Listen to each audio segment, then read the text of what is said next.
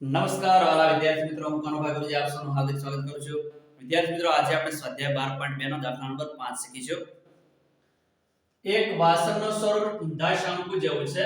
તેની ઊંચાઈ 8 સેમી અને ઉપરના ભાગની ત્રિજ્યા 5 સેમી છે. તે ઉપરની ધાર સુધી પાણીથી ભરેલું છે. જ્યારે વાસણમાં 0.5 સેમી ત્રિજ્યાવાળી ધાતુની ગોળીઓ નાખવામાં આવે છે, ત્યારે 1/4 જેટલું પાણી બહાર નીકળે છે. તો વાસણમાં નાખેલી ધાતુની ગોળીઓની સંખ્યા શોધો.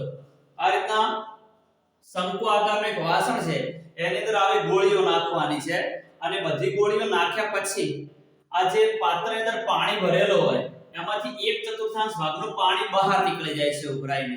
તો આ ગોળીઓની સંખ્યા કેટલી હશે એ આપણે શોધવાનું. સૌપ્રથમ આના જે માપ છે લખી દે અને ગોળીઓની સંખ્યા ધારી લઈએ. ધારો કે ગોળીઓની સંખ્યા n છે.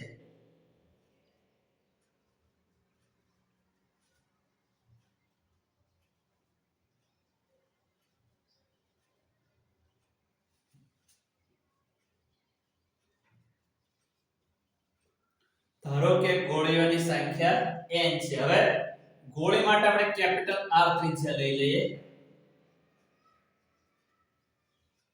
ગોળી માટે કેપિટલ R બરાબર 0.5 સેમી છે ગોળીની ત્રિજ્યા. આનો પોઈન્ટ દૂર કરી છેદ ઉડાડી દઈએ.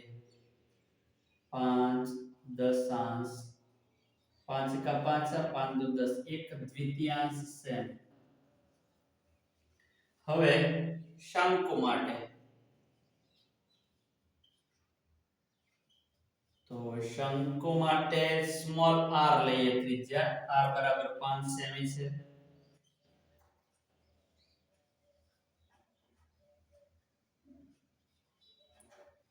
સ્મોલ h બરાબર 8 સેમી. શંકુની ઊંચાઈ 8 સેમી. હવે બંનેના ઘનફળને સરખાવી દઈએ. એક બાજુ n ગુણ્યા એક ગોળીનું ઘનફળ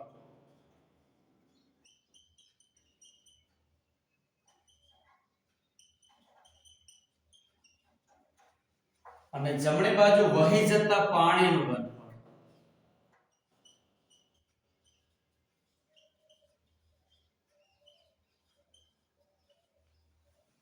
n ગુણ્યા એક ગોળીનું ઘનફળ બરાબર વહી જતા પાણીનું ઘનફળ. બંને ઘનફળના સરખાવીશું એટલે આપણને જવાબ મળી જશે. એના સૂત્રો લખી દઈએ તો n ગુણ્યા ગોળીના ઘનફળનું સૂત્ર લખીએ 4/3 પાઈ કેપિટલ R ઘન. બરાબર, ગોળી માટે આપણે કેપિટલ R લીધો છે તો પાઈ R ઘન. અને 1/4 ભાગનું પાણી વહી જાય છે.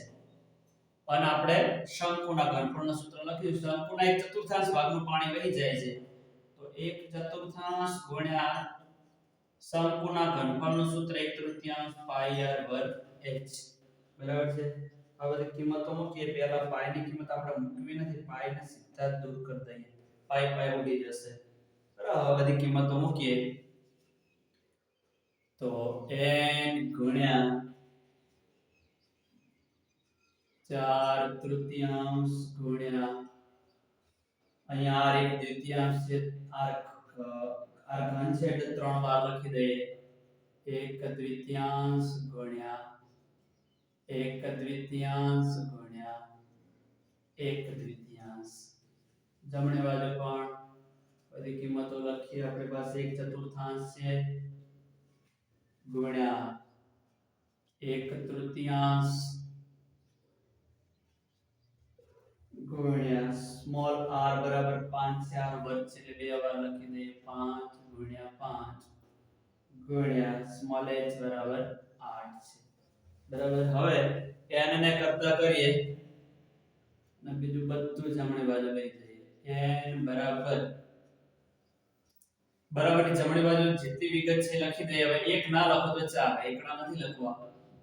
એના સિવાયની સંખ્યાઓ લખી દઈએ. 5 ગુણ્યા 5 ગુણ્યા 8 અને છેદમાં છે 4 ગુણ્યા 3.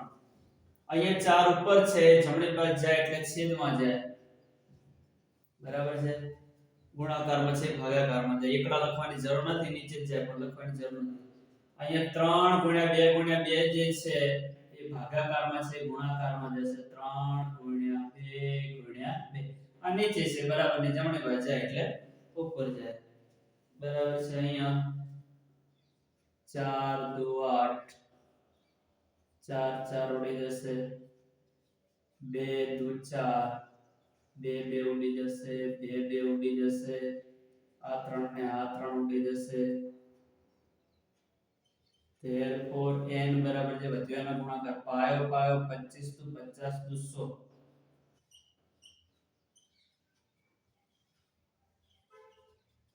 તો આપણને અહીંયા 100 ગોળીઓ મળશે શેને સરળ વિદ્યાર્થી મિત્રો એકદમ સરળ દાખલો છે આ રીતના બે ઘનફળ સરખાવી દેવાના n ગોળીઓનું ઘનફળ ને વહી જતા પાણીનું ઘનફળ આ બધી 1/4 લખી બંને બાજુના જે સૂત્રો છે લખી દેવાના કિંમતો મૂકવાની સાદુરૂપ આપવાનું એટલે જવાબ આપણને મળી જાય વિદ્યાર્થી મિત્રો આ પ્રકારનું પ્લેલિસ્ટ બનાવેલું છે જેની અંદર સ્વાધ્યાય 12.1 ના તમામ દાખલા અને સ્વાધ્યાય 12.2 ના 1 થી 4 દાખલા મૂકેલા છે જેને શીખવાનો પ્રયત્ન કરજો વિદ્યાર્થી મિત્રો હજુ તમે મારી ચેનલને સબસ્ક્રાઇબ ના કરી હોય તો સબસ્ક્રાઇબ કરી દેજો થેન્ક યુ વેરી મચ ખૂબ ધન્યવાદ જય મા સરસ્વતી